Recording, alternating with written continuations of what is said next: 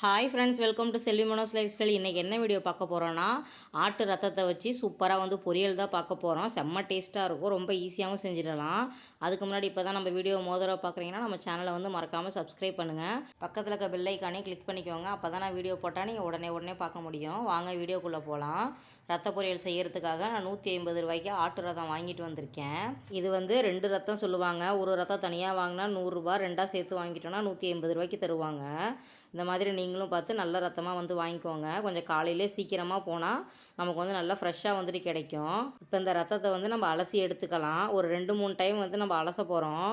இது மேலே முடியெலாம் கொஞ்சம் ஒட்டிகிட்ருக்கும். அதனால் கை வைக்காமல் இந்த மாதிரி மேலே அப்படி லேசாக தொட்டு மட்டும் கொடுத்தீங்கன்னா மேலே இந்த மாதிரி நுரையாக வரும். அதை கை வச்சு வடிகட்டி விடுங்க. இல்லைனா உள்ளே இருக்க அந்த ரத்த பீஸும் ஓடிடும். அதனால் கொஞ்சம் கவனமாக 2-3 டைம் இந்த மாதிரி தண்ணி விட்டு அந்த நுரை ரொம்ப கம்மியாக வரணும். அந்தளவுக்கு நீங்கள் அலசினீங்கன்னா ஒரு 2-3 டைம்லேயே அந்த மேலே நுரை வருது பார்த்திங்களா, அது நல்லா கம்மியாகிடும். அது வரைக்கும் நம்ம அலசி எடுக்கணும். மேலே நம்ம பொறுமையாக அலசினோம்னா அந்த முடி எல்லாமே வடிகட்டி போயிடும். பாருங்கள், சூப்பராக அலசி எடுத்தாச்சு. இப்போ பொரியல் செய்கிறதுக்காக நம்ம ரத்தத்தை என்ன பண்ணிடலாம், நல்லா கை வச்சு இந்த மாதிரி பிசைஞ்சு விட்டுக்கலாம். இந்த மாதிரி நம்ம கை வச்சு பிசைஞ்சு எடுத்தோம் அப்படின்னா முட்டை பொரியல் மாதிரியே நமக்கு நல்லாயிருக்கும். குழந்தைங்க ரொம்ப விரும்பி சாப்பிடுவாங்க. நம்ம இந்த பீஸாக அந்த க்யூபாக வெட்டி செய்கிறத விட நீங்கள் இந்த மாதிரி பிசைஞ்சு முட்டை பொரியல் மாதிரி செஞ்சிங்கன்னா உங்களுக்கு சாப்பிட்றப்போ ரொம்ப சூப்பராக இருக்கும். நீங்கள் இந்த மாதிரி ஒரு டைம் கண்டிப்பாக ட்ரை பண்ணி பாருங்கள். அந்த மாதிரி பொறுமையாக அதாவது கையிலேருந்து அப்படியே லேசாக வலிவி தான் போகும். நம்ம கொஞ்சம் இறுக்கி பிடிச்சி இந்த மாதிரி நல்லா கொலன்னு வர அளவுக்கு எடுத்திங்கன்னா சூப்பராக இருக்கும். பாருங்கள், என் கையெல்லாம் மருதாணி வச்ச மாதிரி எந்த அளவுக்கு செவந்துருக்குதுன்னு. இப்போ அதை உரமாக வச்சுட்டு ஒரு வானல் வச்சுக்கலாம். இதில் நான் செய்கிறதுக்காக தேங்காய் எண்ணெய் விட்டுருக்குறேன். நீங்கள் விருப்பம் போல் எந்த எண்ணெய் வேணாலும் விட்டுக்கோங்க. தாளிப்புக்கு கொஞ்சமாக கடுகு சேர்த்துருக்குறேன். கொஞ்சமாக சின்ன ஜீரகம், கொஞ்சமாக சோம்பு சேர்த்துருக்குறேன். நான் போட்டிருக்கிறது எல்லாத்தையும் நீங்கள் அப்படியே போட்டிங்கன்னா உங்கள் ரத்த பொரியல் ரொம்ப டேஸ்ட்டாக வரும். எதையுமே ஸ்கிப் பண்ணாதீங்க. பாருங்கள், அதில் ஒரு 10 பல் பூண்டை நல்லா தட்டி வச்சுருக்கிறேன். இதையும் உள்ளே சேர்த்துக்கலாம். ஒரு பெரிய வெங்காயத்தை சின்னதாக கட் பண்ணி வச்சுருக்கிறேன். இதையும் உள்ளே சேர்த்துக்கலாம். நம்ம ரத்த பொரியலுக்கு நிறைய வெங்காயம் போட்டு செஞ்சோம்னா சாப்பிடும்போது ரொம்ப சூப்பராக இருக்கும். சின்ன வெங்காயம் இருந்தால் அதை சேர்த்துக்கோங்க. இன்னும் டேஸ்ட் ஒரு படி தூக்கலாகவே இருக்கும். என்கிட்ட இல்லை, அதனால் நான் பெரிய வெங்காயமே சேர்த்துக்கிறேன். இந்த வெங்காயத்தை நல்லா ப்ரௌன் ஆகிற அளவுக்கு வதக்கி விடுங்க. இந்த டைமில் 1.5 பச்சை மிளகா நான் கட் பண்ணி போட்டிருக்கேன். இது காரமான மிளகா. கொஞ்சமாக கருவேப்பிலை உள்ளே சேர்த்துக்கலாம். காரம் நல்லா பிடிக்குன்றவங்க பச்சை மிளகா நிறையவே சேர்த்து சாப்பிடுங்க. அது இடையில அங்கங்கே கடிப்படும் போது ரொம்ப ருசியாக இருக்கும். இதை பொறுமையாக அந்த மாதிரி ப்ரௌன் ஆகிற அளவுக்கு கிளறி கொடுங்க. இப்போ நம்ம எடுத்து வச்சுருக்க ரத்தத்தை ஊற்றிக்கலாம். பாருங்கள், ஊற்றும் போதே எந்த அளவுக்கு கரைச்சிருக்கோன்னு உங்களுக்கு தெரியும். இப்போ இதை போட்டவுடனே லேசாக அடி பிடிக்கிற மாதிரி இருக்கும். ஆனால் அந்த மாதிரி அடியோடு கிளறி கொடுங்க. கொஞ்சம் மிதமான தீயில வச்சுக்கிட்டிங்கன்னா அந்த பிடிக்கிறது கொஞ்சமாக பிடிக்கும். அதனால் அந்த மாதிரி பொறுமையாக கிளறி கொடுங்க.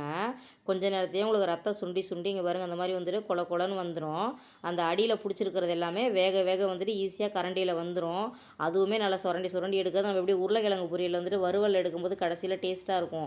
அந்த மாதிரி இதுவும் நல்லா டேஸ்ட்டாக தான் இருக்கும். அதனால் பயப்படாமல் கொஞ்சம் கொஞ்சமாக கிளறி கொடுங்க. எப்போ ரத்த பொரியல் செஞ்சாலும் முதல்லே உப்பு சேர்த்துடாதீங்க. ஏன்னா அவங்க ரத்தம் உரைய வைக்கும் போதே உப்பு நிறைய போட்டு தான் உரைய வச்சுருப்பாங்க. அதனால் எப்போ பொரியல் செஞ்சாலும் ரொம்ப கவனமாக பார்த்துட்டு தான் சேர்க்கணும். அதனால் கடைசியில் நம்ம சேர்த்துக்கலாம். பாருங்கள், அந்த மாதிரி லேசாக கிண்டி கொடுத்தீங்கனாலே வருது பார்த்திங்களா. அந்த மாதிரி பொறுமையாக கிண்டி கொடுத்து எடுங்க. நல்லா சுண்டி பாருங்கள், எவ்வளோ ரத்தம் போட்டால் இவ்வளோ கம்மியாக வந்துருச்சு. இது உங்களுக்கு முட்டை பொரியல் மாதிரி வேணும் அப்படின்னா லேசாக கொத்தி விடுங்க இடையில. அப்போ தான் அப்படி நல்லா உதிரியாக சூப்பராக வந்துடும். இல்லைன்னா அப்படியே ஒன்றோட ஒன்று ஒட்டிக்கும். இந்த மாதிரி மீடியம் ஃப்ளேம்லேயே வச்சுட்டு அடியில் கொஞ்சம் கிளறி இந்த மாதிரி பொறுமையாக கொடுங்க. ஈஸியாகவே அது வந்துடும். இந்த டைமில் நம்ம கொஞ்சமாக உப்பு சேர்த்துக்கலாம். பார்த்துட்டு சேருங்க. கடைசியில் வேணுன்னா கூட கொஞ்சமாக நம்ம போட்டுக்கலாம். இப்போ நான் போட்டிருக்கிற உப்பு நான் வாங்கின ரத்தத்துக்கு கரெக்டாக இருக்கும். இந்த மாதிரி இடையில கொத்தி கொடுங்க. உங்களுக்கு அப்படியே பிரிஞ்சு சூப்பராக வந்துடும். பெரும்பாலான கடையில் ரத்தம் கொடுக்கும்போது ரொம்பவே ஏமாத்துறாங்க. நான் லாஸ்ட் டைம்லாம் வாங்கி ரொம்பவே ஏமாந்துட்டேன். 100 ரூபாய்க்கு ரத்தம் வாங்கினதுக்கு ஒரு கரண்டி பொரியல் கூட எனக்கு வரல. வெறும் தண்ணியை ஊற்றி கொடுத்துட்டாங்க. அந்த தண்ணி சுண்டுறதுக்கே எனக்கு கிட்டத்தட்ட 3/4 மணி நேரம் ஆச்சு. நம்ம ரத்த பொரியல் ரெடி ஆகிடுச்சு. கடைசியில் ஒரு மூடி தேங்காய் இந்த மாதிரி துருவிட்டு உள்ளே சேர்த்து கிளறி கொடுத்துக்கலாம். ரத்த பொரியலுக்கு எப்போ செஞ்சாலுமே தேங்காய் பூ போட்டு செய்யுங்க.